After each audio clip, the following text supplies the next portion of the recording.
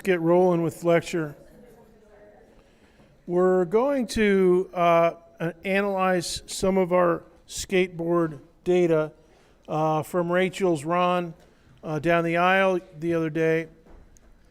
And we're going to do some sketching on the document cam. However, I'm going to be using a new tool, and that's this Smart Pen, which records my sketching and my narration into one big PDF, what I call a talking PDF. And I'll be posting that in web courses sometime this afternoon. So, but this, we're recording this lecture for YouTube as always, so that'll be in YouTube. A couple things I want to mention to you to reinforce. The supplemental instruction schedule, SI, for you guys, the next session is Monday. I heard there was a bunch of people there Monday this week. 9 a.m. in Classroom Building 1, Room 109, 3:30 in the afternoon over Nicholson School of Communication, Room 111. And so that'll help you. And I understand there were some people on Tuesday, so she'll be reviewing with you homework. You're going to have some homework in web courses this weekend.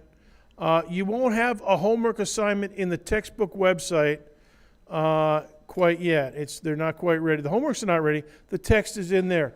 And I know that some of you are reading around in there already, so that's good. The rest of you, get going. Get ready with that because you're going to have to do significant amounts of homework in there eventually. And I have a meeting today at 12:30 right after class to do just that, to get it finalized. Okay. Another thing I want to emphasize, if you haven't already done so, get your iClicker 2 registered in web courses because today is actually the last day of practice questions and the last day that you'll earn a bonus point if you're registered with your iClicker. All right, so Tuesday, we're just going to be doing regular participation activity, and you'll still be clicking, but now it'll be factored into your 25 out of 25 points for the regular part of your semester grade. Now today it's a bonus point, so that's not a regular point, it's a bonus point.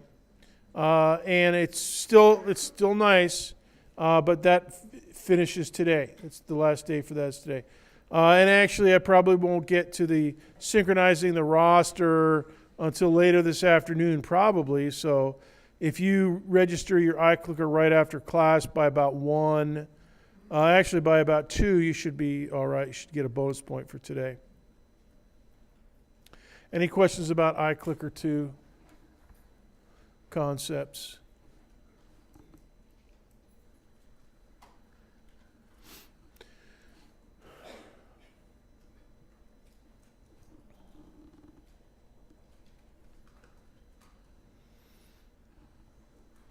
Okay. Grading updates. By the way, iClicking, as I've mentioned this in the past, the last 2 or 3 rows, you guys are risking it. You're risking that I don't get your iClicker signal up here to the front. And it's no skin off your nose today, but eventually you might want to start sitting a little closer. But you don't have to. It's a free country, Grading updates, a couple things here. Yeah, I did put up the early iClicker registration bonus point from Tuesday. We got one more pending. That's today, so hopefully, and I probably won't get to that till this afternoon. So, but hopefully you'll get one of those if you haven't already. Also, the mess up with homework 1, the matching item that I had to delete. Some of you have an attempt in homework 01A, and everybody else has attempts in 01 new version. And what I did was I looked at your 01A score, and that's based on 8 possible. And then I looked at your new version, that's based on 7, and I converted that to an 8-point question. And then I took, so I converted that to an 8-point score, basically bumps everything you have up by 1. And then I took the highest of those two, 01A and 01 new version, whichever one was higher. Okay? So for this student here, they got a 3 on 01A, 3 out of 8. And then 01 new version, they got a 6 out of 7. I bumped that up to a 7 out of 8. And that's the one that I'm posting in HW01 equivalence. Now, that's the one that we're going to go with to when we figure out your homework score. Okay? So just make a note of that. So this one down here, it's the one I converted for this student from a 6 to a 7 out of 6 out of 7 to 7 out of 8. It worked out basically that it bumps it up 1 point. Now I want to work out some implications with you for Rachel's run, not Logan's run. Logan's the guy from the first hour. From Rachel's run, get your clickers ready. And for those of you that you haven't used it before, do this. Hold the frequency. You don't know what the question is yet. It's going to be a second.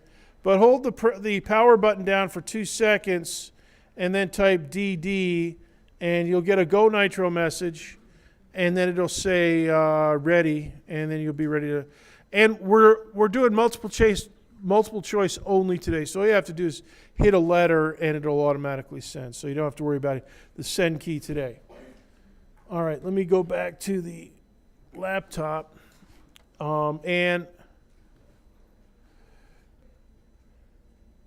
all right. Now, last time when we calculated Rachel's average speed, we used the formula delta x over delta t. Now, that's a physics department average. It's an average speed. All right? But, there's all kinds of averages in this world.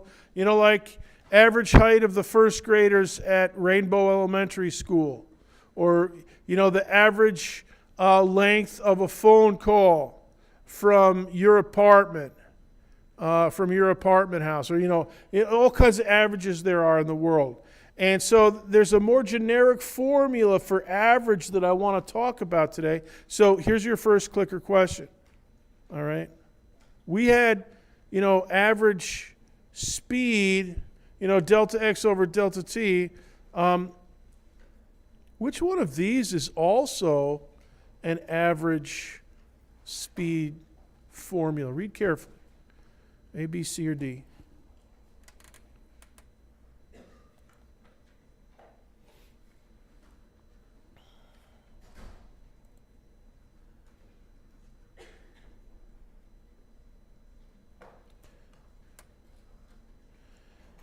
And as I say to everyone, especially on exams, read carefully and think.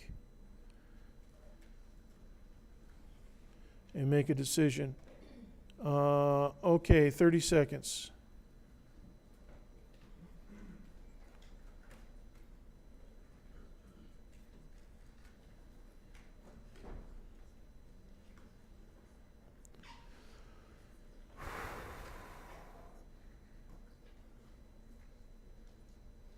Ten, 9, 8, 7, 6, 5, 4, 3, 2, 1, 0.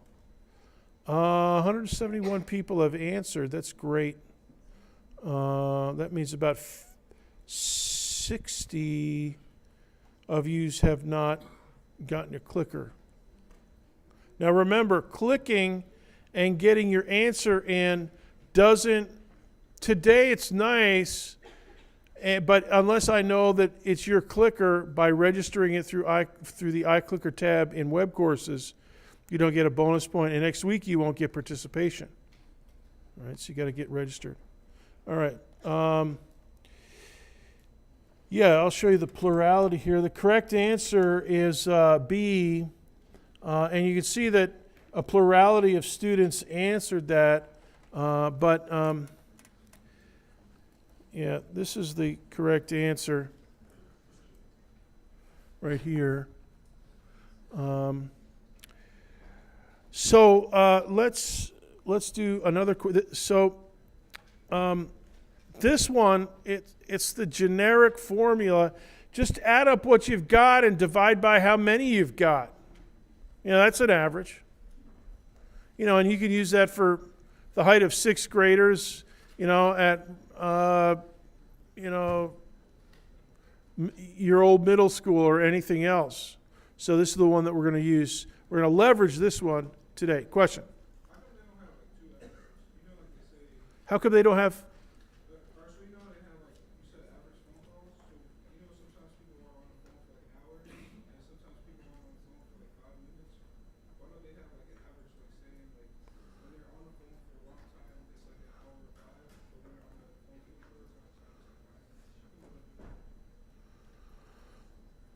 I don't know. I have no idea why the phone company does what it does. But, you know, it's just, I was just kind of making up. I don't know if they do that or not, but the idea is that you have a generic average formula, add them up and divide by how many, and that's what we're going to use. Okay, so anyway, so here's our diagram, by the way. You know, this ramp, this right triangle. Rachel started up at point P1, and then she went past Ellie and David. David, where are you at? David's still down there. And they hit the stopwatch and stuff. We got times and stuff. Now, I have another question for you. Here we go. I'm running two different cursors here, so I have to do this carefully. Okay, question number 2 for today. If the skateboarder's at rest, as Rachel was, remember I had to hold her back by her shoulder. I had to grab her right shoulder, and then I released.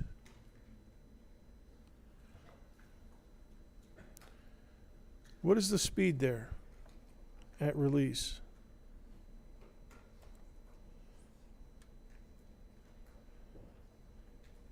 "30 seconds.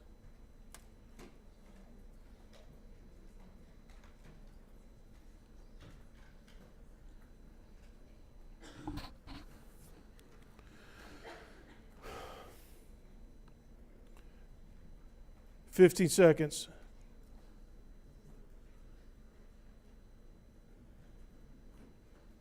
"10, 9, 8, 7, 6, 5, 4, 3, 2, 1, 0. 175. Good. Yeah, most of you got that right. It's the V1 equals 0.00. Go ahead and make a note of that. Whenever you see something that starts at rest, or if it comes to a stop, you know, VI, if it starts at rest, VI or V1 is 0.00 meters per second.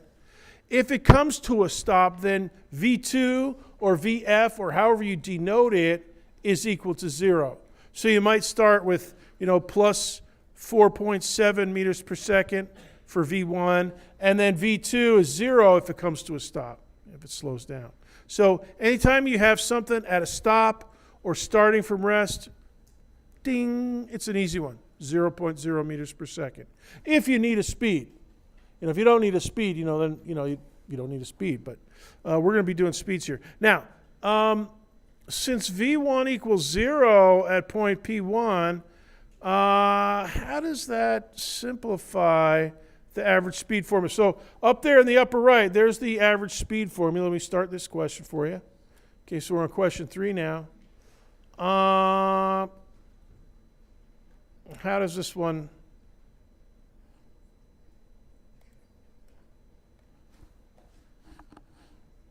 simplify? Think.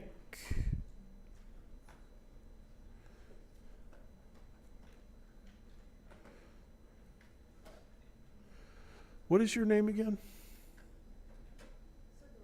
Sadora. How do you spell that? Sadora. Sadora, I saw you taking a photo of the slide of this. And it's all on YouTube, remember. You can, I don't mind, but you don't have to because it's in YouTube. You can just go, you know. Oh, okay.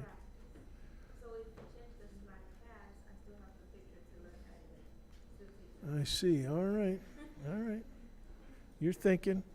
Good. That's what I want. 15 seconds. 10 seconds. 9, 8, 7, 6, 5, 4, 3, 2, 1, 0. 175 students clicking like crazy. Good. Yeah, you guys are geniuses. 78% of you got this one right. C is it. Now we're going to leverage that to tackle the whole idea of accelerations, and we're actually going to compute Rachel's acceleration. You know, something point something something. Meters per second per second. We're going to do that on the document cam using the talking PDF in just a minute. But before we do that, I want to just refresh your mind about this idea of acceleration. In case you didn't read, here's what Galileo wrote. This is his prototype of all accelerating systems, free fall. And the famous Leaning Tower of Pisa experiment, dropping a bolt, not a cannonball, and a musket ball, because they didn't have bowling back in those days. And he dropped them at the same time, and they landed at the same time. He said, I observe a stone initially at rest. Oh, V1 equals 0, right? Falling from an elevated position and continually acquiring new increments of speed. Now, here's what we're going to be studying this process of acquiring increments of speed. All right? And that's, in other words, accelerating. And we can use the same model, the same concepts for decelerating, for slowing down. Matter of fact, we'll be finishing class today, close when we get around 11:30 or so, with some questions about something that's slowing down. Question over here.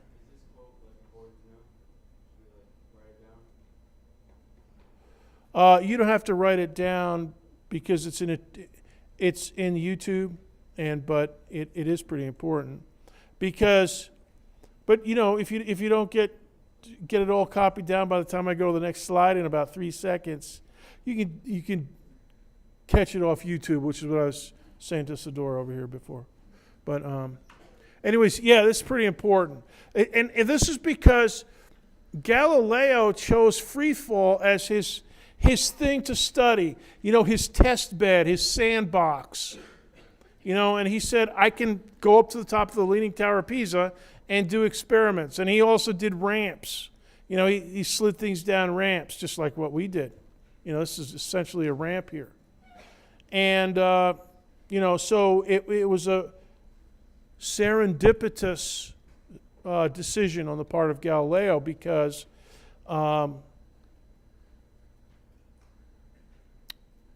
gravity is important. And he was taking a very simple gravitational system, the surface of Earth, and it worked out really, really well. Now, we're going to go to the document cam. I'm going to do a talking PDF with you, and it looks just like a pen. I'll show you how it works in a second. And what we're going to be doing is using the average speed, and we're going to leverage the fact that we had a standing start. V1 equals 0.0 meters per second for Rachel. And then we're going to use Galileo's definition of acceleration. And here's the formula that goes with it. The acceleration is the ratio of the change in the velocity divided by the elapsed time. You know, so how long does it take? If something's really accelerating, you know, like a rocket, you know, the rocket develops accelerations. You know, one of my profs in grad school was a shuttle astronaut. He said, yeah, and I asked him, what's the biggest acceleration you guys get in the shuttle when you're taking off? He said 3.3 Gs, approximately, at max Q, where they have the biggest acceleration, and then it kind of slacks off after that. But it's delta V. How much speed do you acquire per second? Now, the other thing that we're going to do is then talk about velocity graphs. Now, if you've looked in chapter 1 about the tortoise and the hare, you'll have seen velocity graphs. And we're going to talk about the tortoise's velocity graph, and then we're going to talk about Rachel's velocity graph. We're going to actually construct it on the document cam. So let's go to the document cam now. Let me So we just finished the talking PDF on the doc cam. Let's go back and look at just kind of review what we did and put it into the recording. Okay, so here's like the idealization of the tortoise, for 2.5 seconds. And we said, all right, let's do the, 2.5 seconds. And let's just say in the idealized view that he's traveling 1 meter per second. A cinchy rightward motion. So negative, though, you can handle leftward. That would be negative. Okay, the horizontal axis represents time. And usually we start the motion at 0.0 seconds, but you don't have to. And we followed it out for the first 2.5 seconds of this motion. Although in the textbook it follows them all the way out to the conclusion of the race. And so what we would say, here's a sentence that we would say about this object. This is an abstract graph. It's not a graph that you could, if you're looking at the tortoise or whatever object this is, you can't take a picture with a camera and get anything that looks like this. If you follow somebody in an XY coordinate system, you can take a photo, overhead view, and kind of see their X and Y coordinates in your photo. But you can't photograph this from space or anything like that. But you can make a graph of it, and abstractly speaking, it corresponds to an object that's moving at a constant velocity, 1 meter per second rightward, and for the duration, elapsed time of 2.5 seconds. All right? And we say that the horizontal line up there, the dashed line, is the graph itself. And that is similar to the tortoise's graph on page 13 of the textbook. And one thing I want to emphasize to you, and that is that this graph, we're now encoding visually all instants of time. Before we were just talking about 2 instants of time, t equals 0 and t equals 8.27 down here at the bottom on average. Okay, 2 events. The start and the stop. But this one represents all instants of time, and ideally you would want to have more than 2 measurements. You'd want to have a bunch of measurements to make sure that there's no dips or no accelerations. But for us, this is close enough.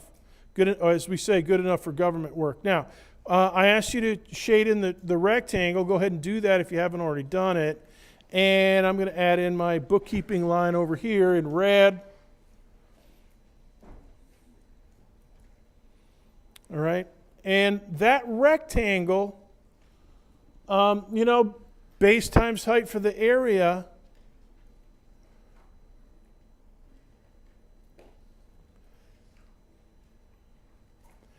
it has a meaning. All right. So base times height for the area.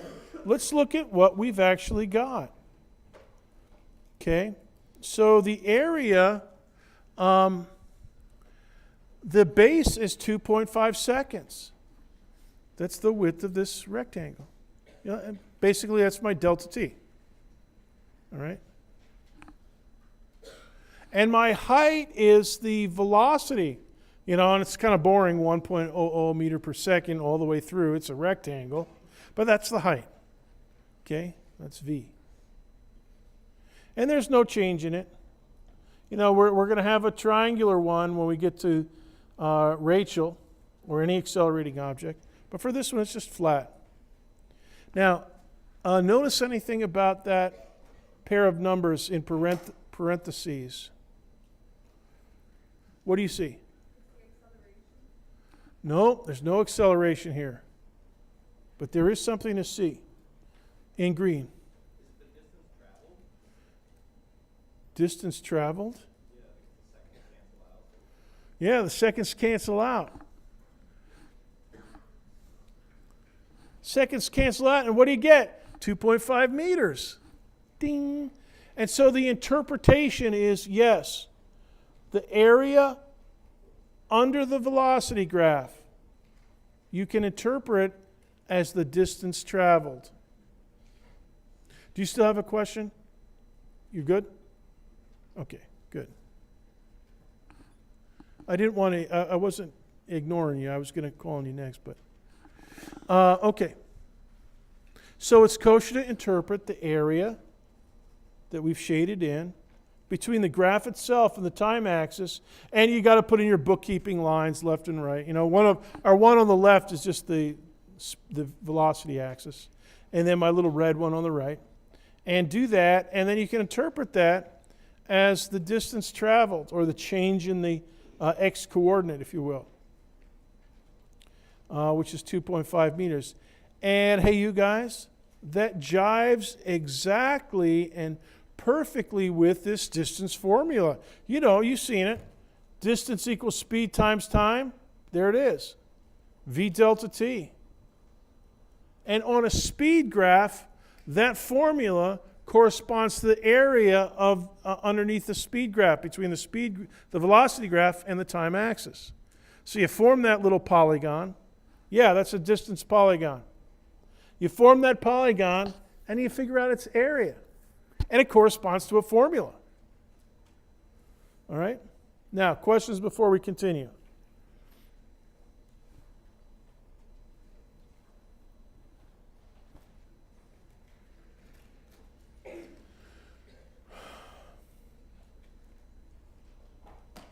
Okay, let's keep going.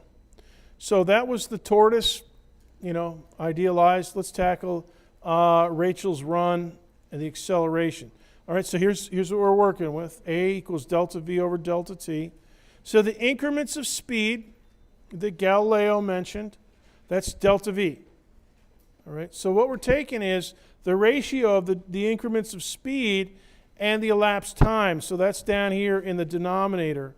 And we're assuming that it's continually and smoothly acquiring velocity, or Rachel is smoothly and continuously acquiring velocity as she comes down the aisle.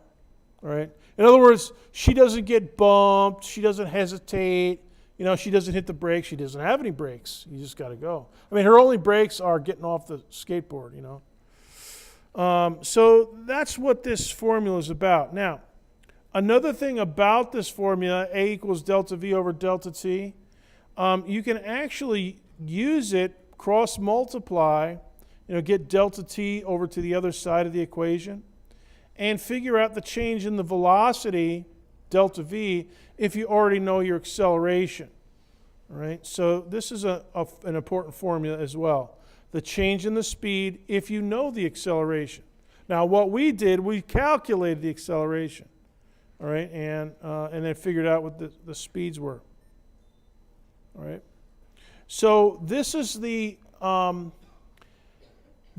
equation of motion for Rachel as she goes down the aisle. All right. So we set up that distance triangle rising up to the right. Okay.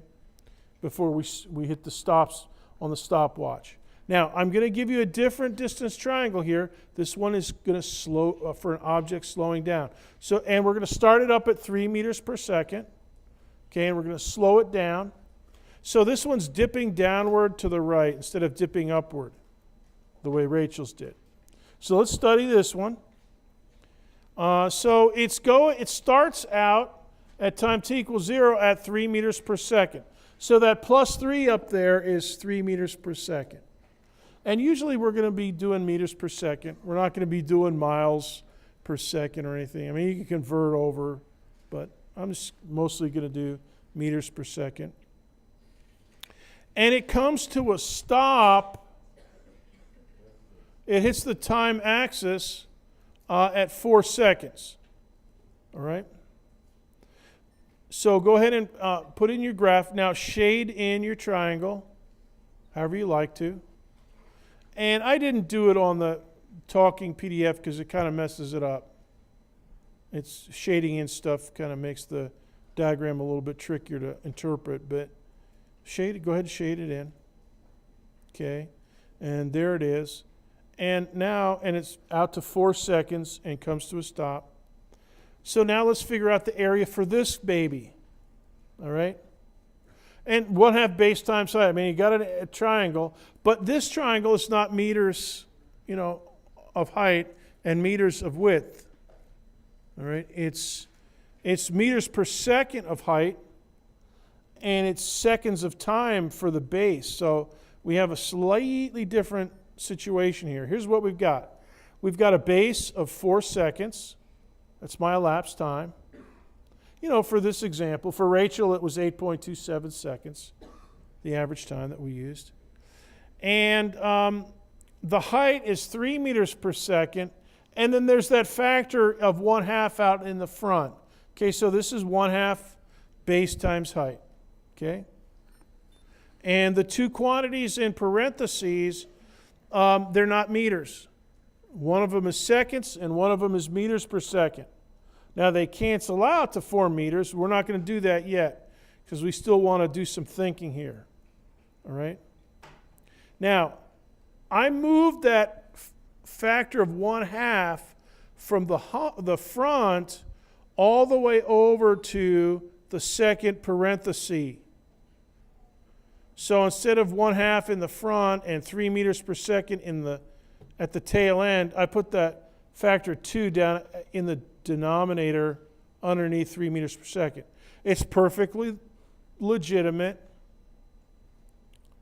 and everything is copacetic. Now, the thing about that is the maximum speed divided by 2. 3 meters per second, that's the maximum speed. And we're now dividing it by 2. What is that? Maximum speed divided by 2. Coming to a stop. Maximum speed divided by 2. What do you think? Huh? No, it's 1.5. It's not 6. But what's the name of it? What would you call that quantity? Yeah, that's an average speed.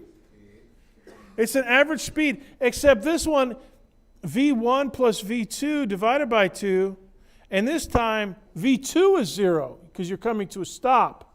So it's V max plus 0 divided by 2. That's what we got here. All right? Now,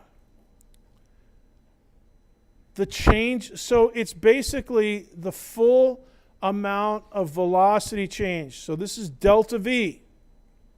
And delta V is the same as A delta T. So that's what we're going to put in its place. All right? So we have delta T, 4 seconds, times average speed. All right? And average speed is A delta T divided by 2.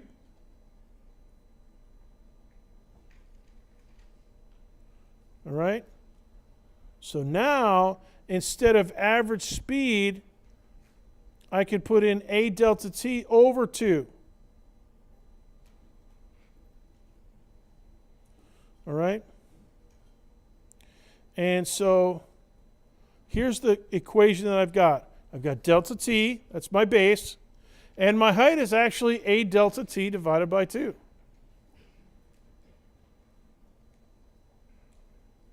And students, you can now see that I have an acceleration, A, and I have delta T to the second power. So it's actually delta t quantity squared. And I still have that 1/2. I have that, 2 down there in the denominator. We can't get rid of that. That's there. It's going to be there. And generically speaking, here's the general formula for it. The distance traveled in an accelerated system, if you're starting from rest or if you're coming to a stop, so v equals 0 at one end or the other, 1/2 at squared. Every time. So here in this yellow box, I've dropped the delta from the delta t. And I just wrote down t squared. All right, so in general, for an accelerating system, and now here's the other thing. If a is a negative number or a positive number, we could still work with it in this formula. Last Thursday, a week ago, we talked about this formula. YF equals YI plus VIY times T plus 1/2 GT squared. You remember that? Remember that 1/2 GT squared in there? And I said we kind of get to that. Yeah.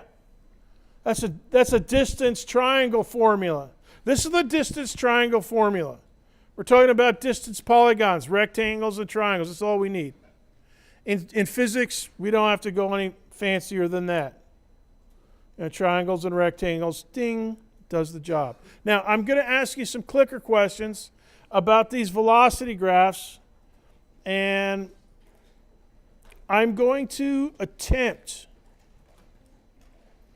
to fry your brains in regard to this sketch, this velocity graph. Now look at this one. This one is different again. I've got a red velocity graph, but it crosses the time axis. It's sloping down and to the right. The velocity at time t equals 0, v of 0, positive 2 meters per second. At time t equals 2 seconds, at the end of the velocity graph, I'm down at minus 2 meters per second. All right? Now I've got a straight line. And I'm going to ask you some questions about this, and I want you to think really carefully. I don't really want to fry your brain. I want your brain to start cooking. I want your brain to start cooking. In other words, I want you to think. All right, so let's think carefully about it. So get your clicker ready. Multiple choice.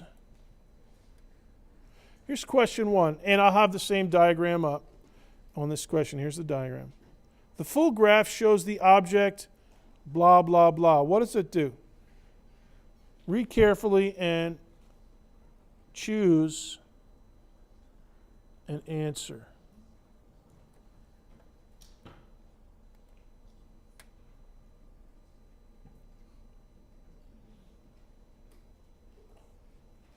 And think carefully.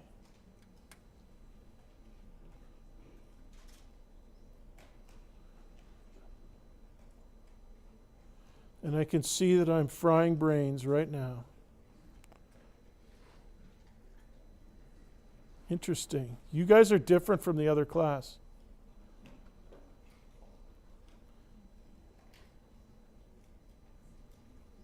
Think.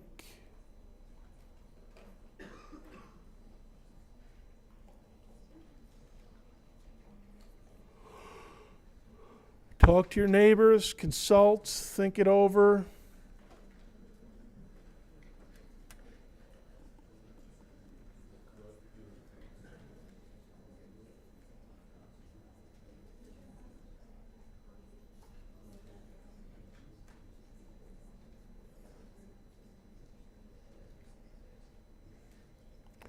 Do not let me catch you napping.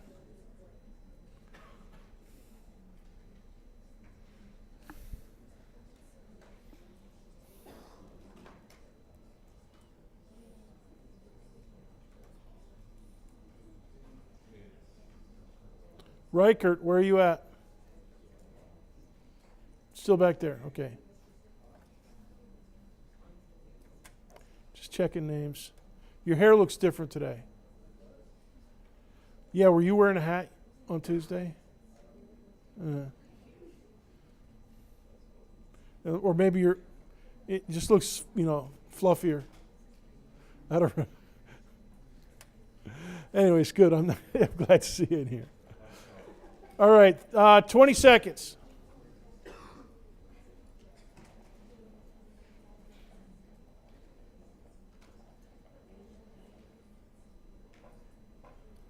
Ten, 9, 8, 7, 6, 5, 4, 3, 2, 1, 0.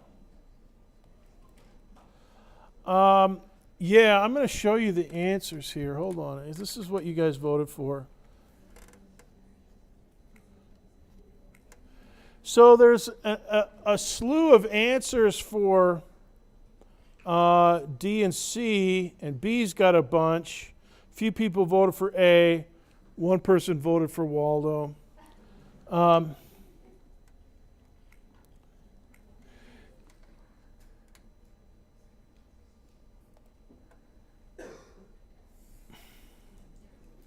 There's the answer. Look at the graph. Physically interpret what you know about the graph. Initially, for the first 1 second, the graph is above the time axis, so it's moving to the right. Whatever else is happening, you know it's moving to the right. It's getting slower, and eventually it hits the time axis. Now that means on the time axis, the speed is 0. So that means for that 1 second, for that 1 instant of time, it stopped. And now it's below the time axis, and it's moving leftward. Now, as I mentioned before, we could do this with a skateboarder. If I first give Rachel a shove uphill, she'd be going uphill for a second, but eventually she'd start going downhill again. And so that'd be similar to this graph, except that would be tilted, the opposite tilt. This one's tilted down to the right, and Rachel, that you'd be tilted up to the right if I did that with you. Question?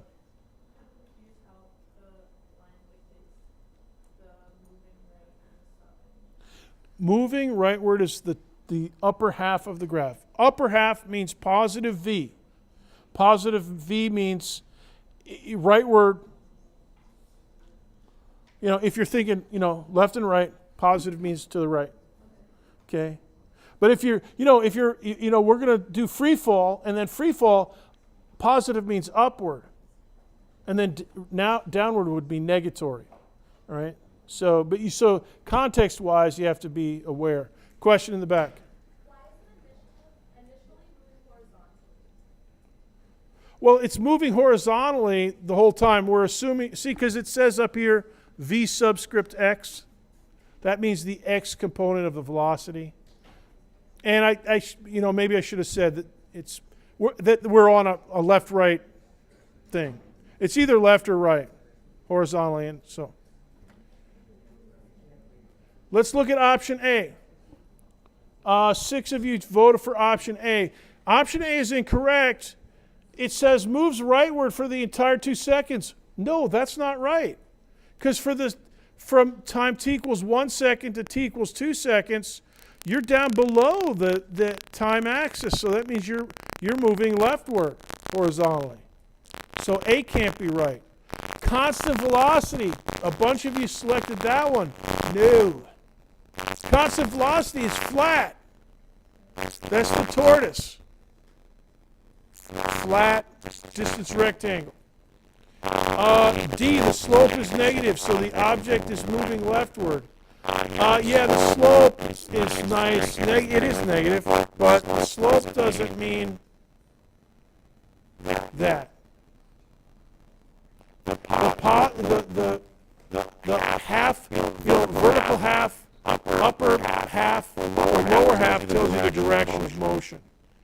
So up here, so go ahead and make a note in your graph. Up here, whatever else is happening, you're moving to the right.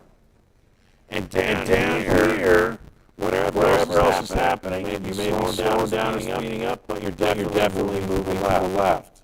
And right here, you've come to a stop. And that's what's called a turning point. Pretty important. All right. Next question. Ready? Here we go.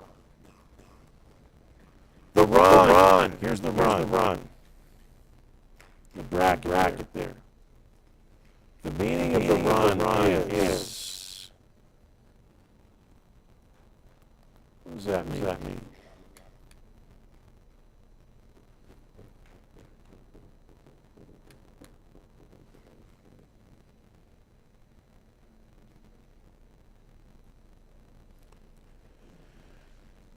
Thirty seconds.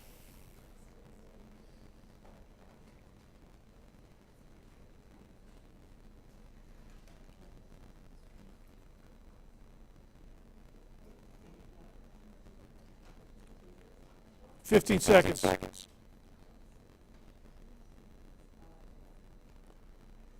10, 9, 8, 7, 6, 5, 4, 3, 2, 1, 0. Yeah, 71% of you got this one right. Yeah, it's just the duration. Lapse time. All right, so that's essentially. All right, next question. What about the rise? How do you interpret that? And here's the rise. All right, this blue bracket. And it's not really a rise, it's a dip. It's a negative rise. You would say it's dipping down to the right, but.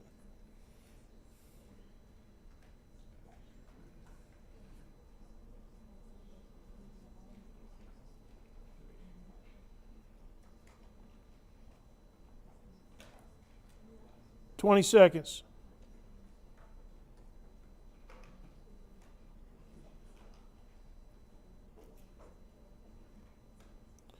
10, 9, 8, 7, 6, 5, 4, 3, 2, 1.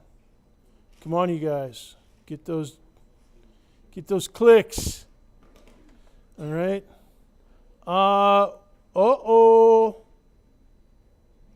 We got some splaining to do here.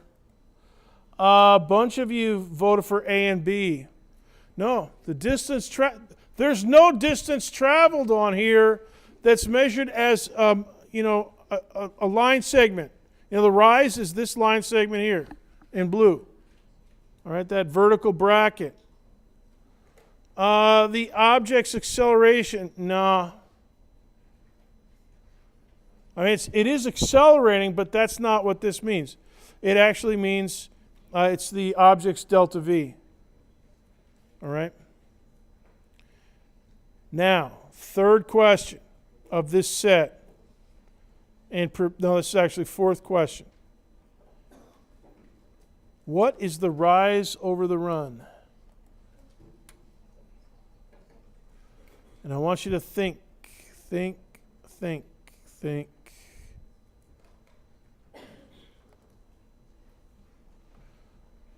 very carefully.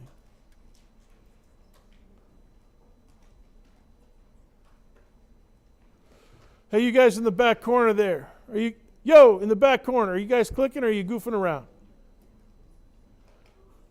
With the blue t-shirt. Yeah, you and the blue t. Yeah, did you guys click an answer? Oh, okay, good.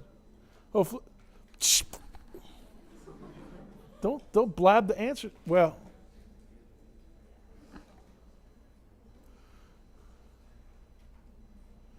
I can see you guys back there. It looked like somebody just told a joke or something. And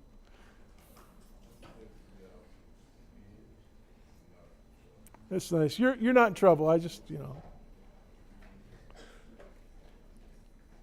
I take joy from seeing you guys doing stuff.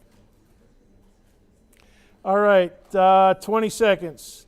10. Oh, wait a minute.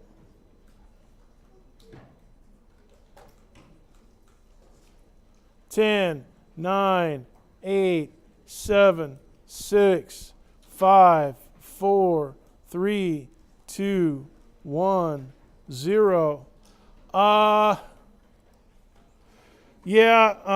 It's actually the object's acceleration, and I'm glad that you guys got that. Most of you did get it. We're not done. Don't close up. We're getting close, but we're not done yet. We go until 11:50. 11:50. Now make a note. This one, here's a sentence that you can write. It slows down and then it starts. It slows down, it stops, then it starts acquiring leftward speed. The rise over the run is the acceleration, delta V over delta T. And that is what's constant on this graph. The velocity is not constant, but the acceleration is. It's a line segment. It has a single slope value. All right, and in this case, the slope is -4 meters per second. That's a dip. And 2 seconds for the run. And so that works out to -2 meters per second or -2 meters per second squared. All right, so let's recap what we've got. For constant velocity, the formula is delta x equals v delta t, or if you're in a fancy formula, it might look like this: v times t, distance equals v times t. And we know that the horizontal line segment is the velocity graph for it. It forms a distance rectangle. So when you see a vt in a formula for a position of some kind, yeah, that's a distance rectangle. Now, accelerating systems, a little bit different. If you start from rest or if you come to a stop, so v subscript I is 0 or v subscript f is 0, then your distance traveled is 1/2 at squared. Now, here's the fine, fancy-looking version of that. And the velocity graph is a sloped line segment. And from that sloped line segment, we get at least one distance triangle. Now, the one that we were just studying, that's two distance triangles, one above the axis, one below the axis. But now, what if the velocity doesn't change uniformly? You know, in other words, what if the velocity graph is not a straight line segment, either a flat horizontal line segment or a tilted straight line segment? What if it's got a curve to it? And the answer to that is